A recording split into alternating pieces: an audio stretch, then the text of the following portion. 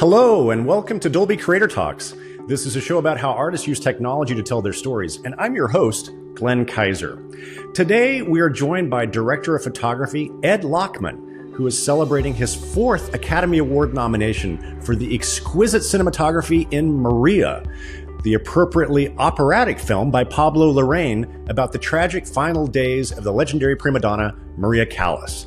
It's been a year since our last conversation with Ed, when he was nominated for the cinematography for the previous movie he made with Pablo Larraín, El Conde, which was another dazzling film that looks worlds away from this one. So I am delighted to welcome back this brilliantly versatile cinematographer to the show. Here's my conversation with Academy Award nominee, Ed Lachman. When we think about Maria Callas, I mean, we have a woman who was essentially, when she was a girl, she was essentially pimped out by her mother. Her first and only marriage, she left the guy for one of the wealthiest men in the world. And then he, in turn, left her for Jackie Kennedy, who was one of the most famous women in the world. And at the end of Maria's life, she couldn't sing and her body was essentially broken. Like, this is already opera playing out at a heightened level. And so I know that Pablo Larraín is a huge fan of opera, but in watching the film felt more like an opera than a biopic to me. So I'm just curious, for you as the director of photography, how did you use cinematography to kind of establish this operatic feel and the heightened plane of the emotion that the whole piece was going to play out on? Well, the thing that Pablo always instilled in me was that opera and cinema are very similar. And I had been to a few operas in my lifetime, but I never really thought of it in that context. And when I went in to start to do research, I realized that opera's images are not representational either, like cinema. And they create the subtext for the emotions of the story. And what helps to create the nonverbal form of communications is the same thing that happens in music of the opera. So it's a heightened reality. It's not, like I say, representational. So I felt the film could be a representation if her life kind of mirrored the operas that she sang in.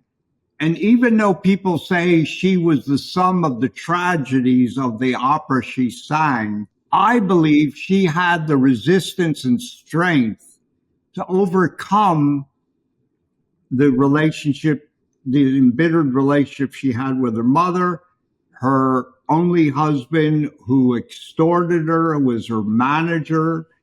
And then when Onassis left her for Jackie Kennedy, I believe she always overcame those obstacles through her music, through the opera. She even said, "The stage is my mind, the opera is my soul."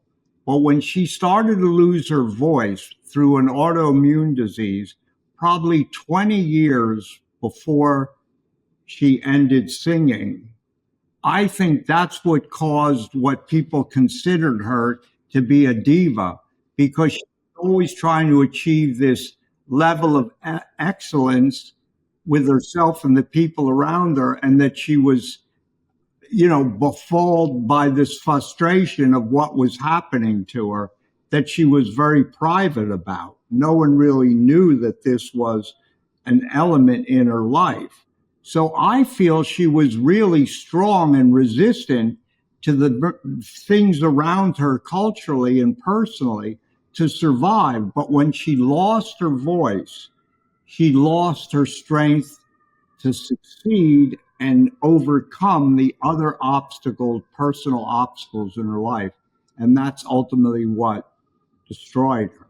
I wanted to ask you about some of your decisions around film stocks and formats. You're essentially playing, moving back and forth between 35, black and white 35, Super 8, 16. Each of them has a very distinct feeling, and yet you blend them totally seamlessly and stylistically. How did you decide what format you were going to use for each moment? And was that carefully planned out, or did some of it, were some decisions made on the day? Obviously, the 16 was the projection of her documenting herself through a documentary crew where she could relate her mind about her past experiences and how she thought about the situations and relationships she was involved in. And then there was so much reference material in exploring her world and doing the research that the Super 8 footage was probably the footage that was most personal, that she allowed herself actually to be photographed primarily from Ferruccio, the butler. And that's when she wasn't as manicured and presented, because she was photographed by the greatest Irving Penn, Cecil Beaton, Richard Avedon. She always knew how she wanted to present herself, and she was always very coveted how she did that. But the documentary footage showed us a part of her where she was a lot freer. So it became like we always had the Super 8 camera with us. And then in certain scenes, we'd say, well, when she's on Onesis's yacht, that was a perfect place to play with a Super 8 because she's in a more, personal environment that way. And then the 16 was always used as an element of the record of her performance through her projection with this documentary crew. And then the black and white 35 millimeter was for us, to the audience, and to understand how she's looking back at her past as she's younger. And then the 35 color is the present, or the 70s, which we find her. So all those things became a seamless way of expressing where she was, because the hardest thing I always feel in a film is showing the interior world of the characters. In literature, you can say how a person thinks or feels. I mean, in film, you can do it with a voiceover. But if you don't use that device, it's much easier in a film to show place where you are. But in literature, in a book, you use more paragraphs and descriptions to explain where you are, but it's much harder to show the interior world. So I think the element of using these different formats create this interior world for the character. And then the two other aspects for me about how we presented her world was, for me, the camera was kind of a moving proscenium. I wanted the audience to feel like they were experiencing an opera. What would it be like? For me, the camera is always the audience. So for me, it was like how you situate the experience for the audience in a cinema, the way it would be if you were in an opera. So Pablo's use of this moving, wider lens, traveling shot off of a crane is either a point of view shot or following her, allows the audience to participate in the world that she's participating in. And then the other aspect of it was that the color rendition and the contrast is not representational to what we would see necessarily in reality. Neither is it in opera. Opera, it's always a heightened reality, more like melodrama, more like expressionistic. So I use color for a psychological effect. Painters and people that have, like Joseph Albers wrote a book about color, the interaction of color in the 60s, and back to 1810, Johann Wolfgang Goethe wrote about, how color affects the viewer psychologically. And so I've always thought of color not purely as a decorative element, but as a psychological element. I studied painting. One time I wanted to be a painter, but I found it easier to pick up a camera. So I always felt that you could do that in cinema, where you could play with a advancing color and a receding color, a warm color and a cool color. And then also there's a development in the film where her let's say her apartment in Paris is kind of a warm nest, and it's invaded with, I use a color that isn't usually considered complementary to flesh tone, green. So I use that as an invasive, but also through the film becomes cooler towards the end and has more contrast in the exposure. And these are all, what can I say, kind of ways of you don't have to have an audience understand why you're doing something, but they have to, it has to evoke, it help the emotion of the images that influence or contribute to what Angelique did so beautifully, and keep the mystery of who she was, because we never really would know who someone is in a film that you're depicting someone's life. She was never that open about her own life. So, but you can at least intimate. What's the word? Intimate. Yeah, you got it. Intimate what you feel she might have felt. I love the way you talk about it's almost like a collision between the warm tones and the cool tones. I love the way you use the green in her apartment. I want to live in Maria's dressing room. I love that space. And I remember, when I watched the film for the first time, she goes into that dressing room and she's lit through, it was basically just a wall of green glass almost. And then she turns on the warm lights on her makeup table. And what it said to me was like, this is the world she wants to live in. This theatricality and performance is the warm, comforting space for her. So I thought visually it was just a fantastic representation of what she was experiencing emotionally. Oh, thank you. That's what you strive for.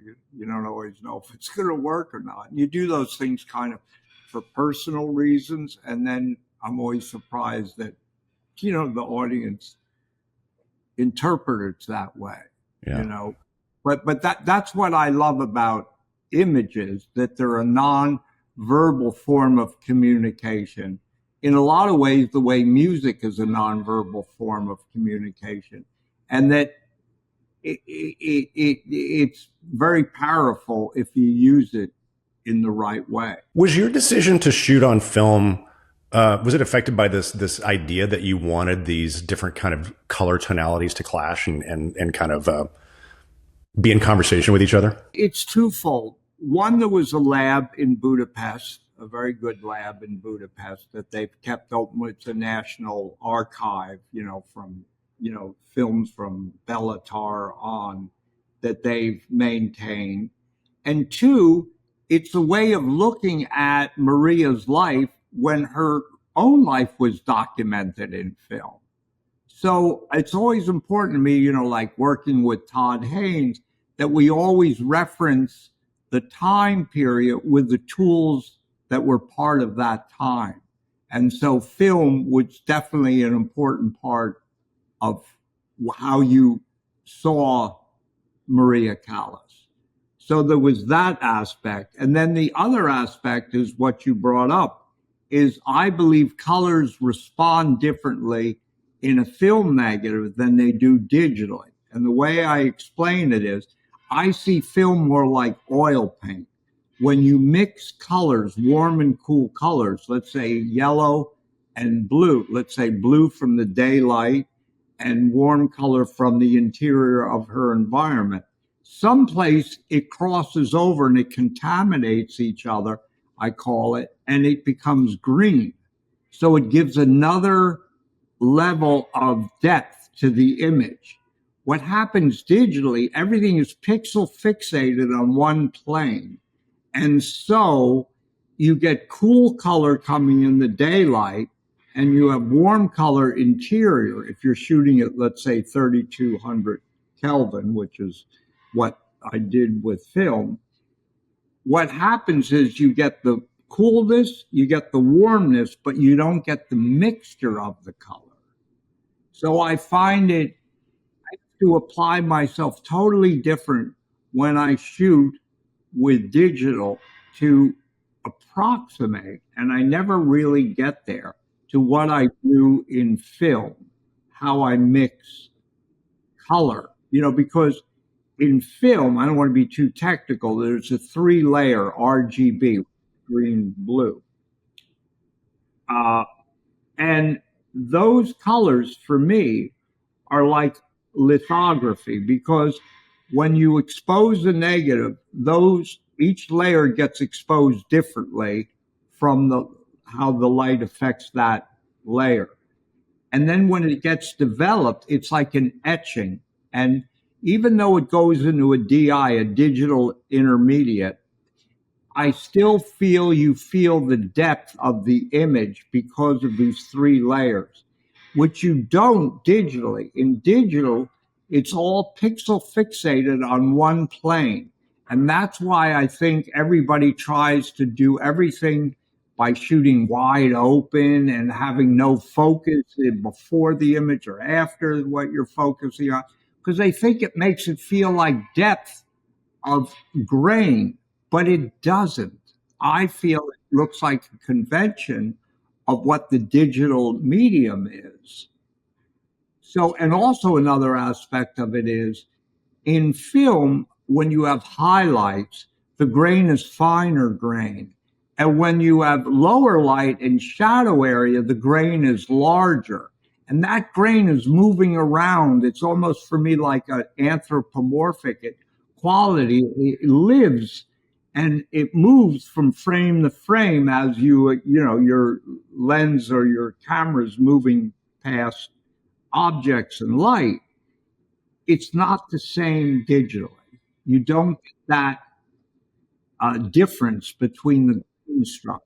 You and Pablo feel brilliantly use this concept of, Maria is obviously, she's taken a lot of medications towards the end of her life. And I feel like it gave you this opportunity to explore sort of like a different plane of existence that she goes when she's on these medications. And she has these seemingly very vivid hallucinations that I felt just gave you such a wonderful playground. One of the most visually striking moments for me is the Madame Butterfly sequence in the rain with the Japanese geishas and the red lanterns. And I would love for you to talk about, I imagine it must have been fun playing with these sort of hallucinatory sequences for you. This is the part of the film where you're expected to sing, Maria. So fucking sing. La Callas is expected to sing. No excuses. No diva imagined sickness. Not like Rome, not like Covent Garden, not like New York. Fucking sing. I will sing when I am ready to sing.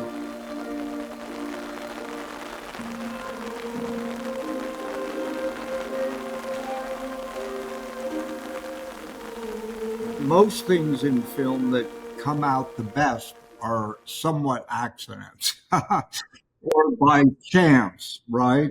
So what happened is we had a night shoot, or a shoot that went into the evening, the night before. And I kind of woke up, and that scene was supposed to be a day scene. But there were very short days. It was winter in Budapest. And I woke up and go, God, I hope we have a crane and I have one of my 18K lights that I can use that tomorrow, because what happens when we lose light? Because it was a big scene. It was, to put together. And so the first thing I did when I got to the set is I said, we still have the crane and the light from last night. And they go, no, we sent it back. I go, oh. Well, could you please get it here for today? If I lose light, I'm going to need an exterior light. So they did, but it took all day to get the light and the crane across town in Budapest. And it got there 15 minutes before we were to shoot. And as I was losing the light. So I sent it up. I double 85 the HMI because it's an HMI. And that's what happened. We worked for a month or two figuring out how we were going to light those lanterns, which were LED lights that could flicker in each one of those lanterns. But I never thought until like the night before, I better have an exterior light if we lose the light, because it always was written that it would be in rain, but it wasn't written that it would be early evening. But that's what I think made that scene as dramatic as it was. We talked extensively the last time that you were on the show about your approach to shooting black and white. And I remember having a conversation with you. One of the things I loved about the photography in El Conde was the way the skin tones almost seemed to melt into some of the mid-tone colors of the backgrounds. And I love, again, your black and white photography in this film is just amazing.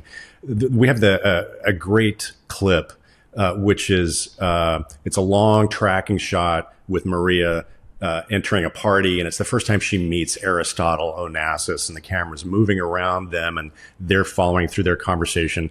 And my heart went out to you because it's such a long tracking shot in such a huge room, and I thought Ed had no place to hide any lights in this place whatsoever. So I'd love for you to talk about your approach to lighting and shooting that particular sequence.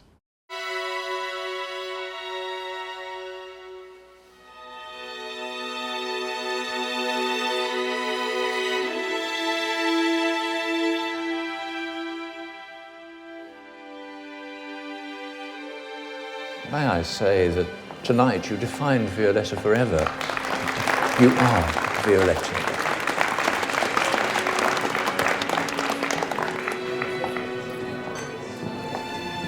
Maria, where have you been? Thank you, him. Excuse me. My English no good, but Flower says it. Magnificent Traviata. Tonight everyone wants to worship you. Excuse me, Madame Callas. There is someone who's just dying to meet you. I wondered if you would make his day, his week, his month, his life. Excuse me, sir. May I borrow your wife just for a few moments? I think there is a cue. No, I don't cue. Believe it or not, I would use China balls, like, the cheapest light, you buy at a department store with a 200-watt bulb. So those were over chandeliers. But then I realized there were so many candelabra lights in the set. That was a library that we used as this, place for this grand party. And I just changed the wattage of the bulbs from 15 watt to 40 watt. And I still remember it was 640 bulbs. And then the only other thing I did really is there was a balcony. I maybe bounced a 5K off the ceiling.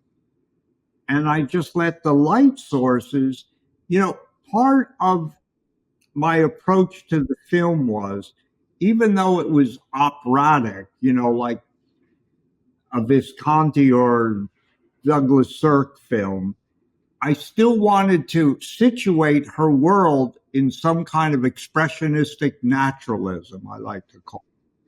So whenever I could light things from the sources, I would, and then implement the color another way, from the design with the production designer, Guy Diaz, or through the exterior, playing with color temperature.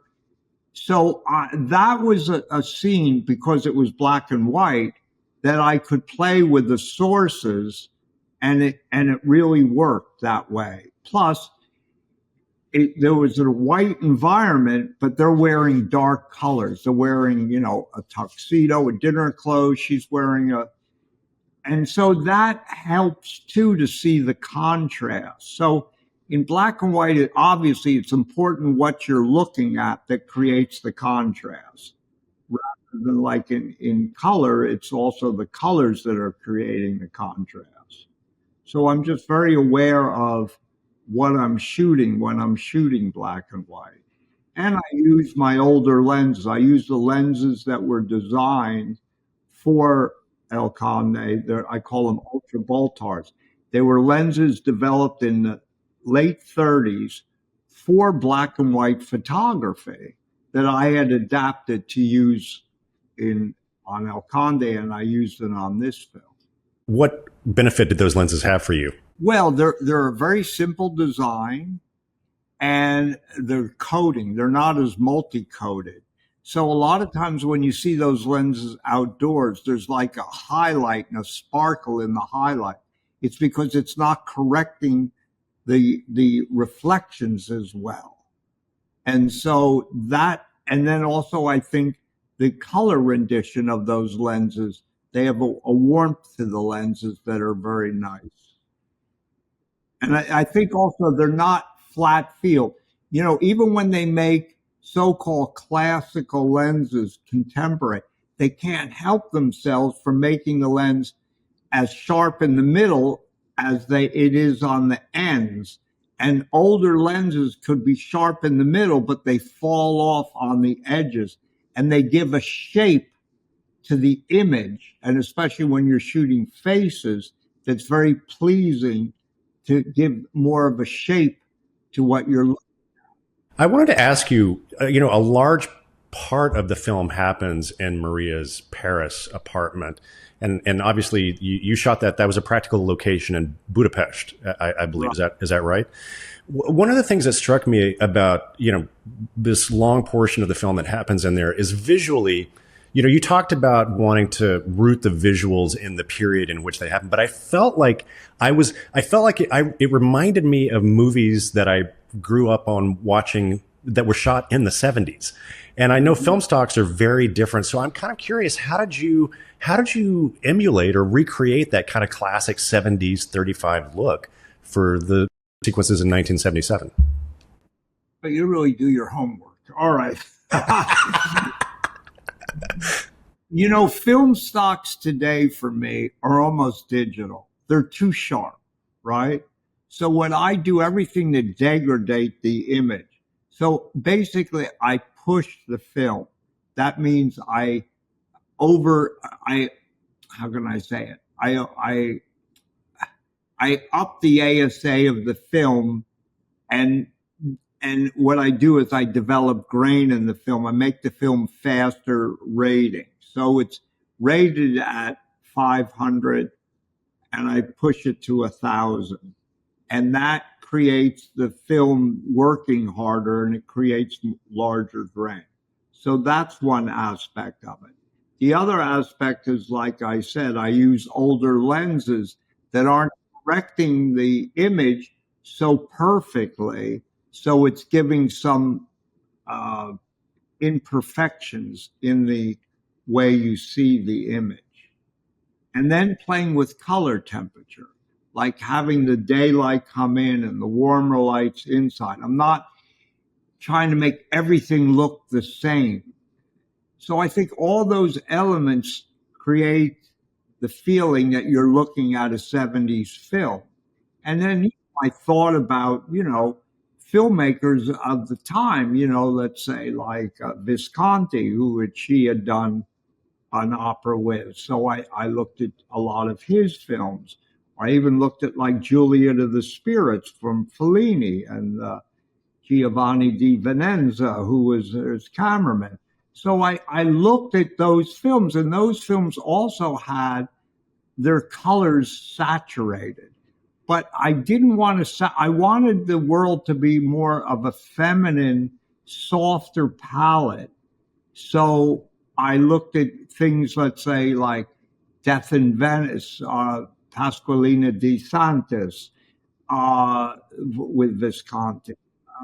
There were a number. I even think of, Max Ophüls, and Douglas Sirk, of course, is sense of reality and color and expressionism.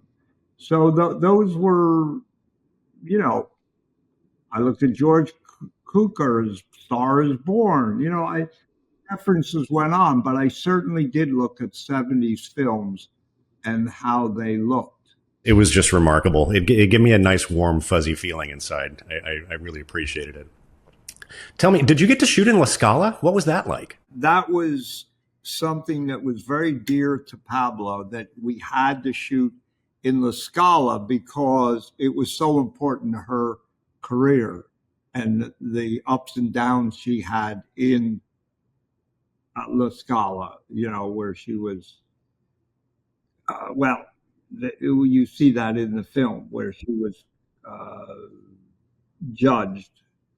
And so we finally got permission, which they had never let a film crew in. And maybe they let a documentary crew in, but never a narrative film crew. But because it was Maria Callas, they did. But the condition, because they do performances like one after another there, was we had 4 hours to go in, light it, shoot it, and get it. So that was the biggest challenge I had in that film, even though I sometimes in Budapest, I had to shoot in 2 different halls, 2 different theaters in the same day. So what I did is I used their crew that worked the stage and knew the lights on that stage. We brought in our own backdrop, but I could work with them because they knew their lighting setup quicker than I ever could. Talk to my gaffer, then talk to their person, and then I brought in a bigger spotlight because they didn't need it. It has a very long throw there, but they don't need the spotlight I would need for film. And I brought in lights, but I had mapped out exactly where those lights would be that just bounced into the ceiling, again, to bring up the ambiance of the theater. And then I did do something that Pablo allowed me to do, which generally in a performance, they never have any lights in the auditorium, in the seating area. But it was so beautiful, the lights on the balconies that like are the circumference of the theater, that I left those on. And I also left the chandelier on, which maybe you see once or twice. But that gives you depth to the image, you know, and films are manufactured. Even if you're shooting a film that's naturalism, it's still being created. It just doesn't happen. So I took the poetic liberty to create that. Nobody's ever questioned that, even opera fans, like, why were the lights on in the auditorium? You buy that because it's dark, but you see these pinpoints of light.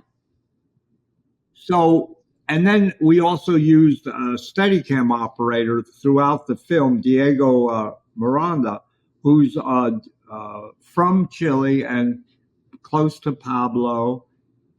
And we made ourselves very efficient in using him to get many of those shots. We also used a crane, but primarily we used Diego's work, and he's quite talented. What a fantastic experience. Ed, thank you so much for coming on the podcast today to talk to us about Maria. It's fantastic work. Congratulations on your Academy Award nomination. And Ed, I got to say, it is always a pleasure to talk with you. I always learn a lot, and it's a great honor to have you on our show. Well, thank you so much, and thank you for being so prepared. I appreciate it. Many thanks to Ed for joining us today, and an extra special thanks to our friends at Netflix for helping us put this conversation together and providing those great scenes to watch. Be sure to check out Maria, which is now streaming on Netflix in Dolby Vision and Dolby Atmos. Check it out ahead of Oscar Sunday, March the 2nd at the Dolby Theater here in Hollywood. You can find links, as always, in our show notes. And speaking of Oscar Sunday, if you'd like even more conversations with fellow Academy Award nominees in this category and others, be sure you are subscribed to Dolby Creator Talks. Many of these awards are tough to pick and predict, and we will continue to offer in-depth interviews filled with unique insights into the world of these nominated artists. And that might make it just a little bit easier for you to fill out your Oscar ballot, whether you are an Academy voter or you simply want to do better in your annual Oscar office pool. You can find links to our show on all the major podcasting platforms, including the video version on YouTube, in our show notes. Or you can simply search for Dolby wherever you get your podcasts. If you're curious to know more about what we do at Dolby Creator Lab, head on over to dolbycreatorlab.com. There you'll find information about all of our programs. You can access the entire library of episodes of the show, and you can sign up for our mailing list. Until next time, this is Dolby Creator Talks. I'm your host, Glenn Kaiser. Our producer and editor is Michael Coleman. Our executive producers are Amanda Schneider and Jack Ferry, with additional editing by Matt Nixon. And our production coordinator is Karen Marroquin. Thanks for joining us.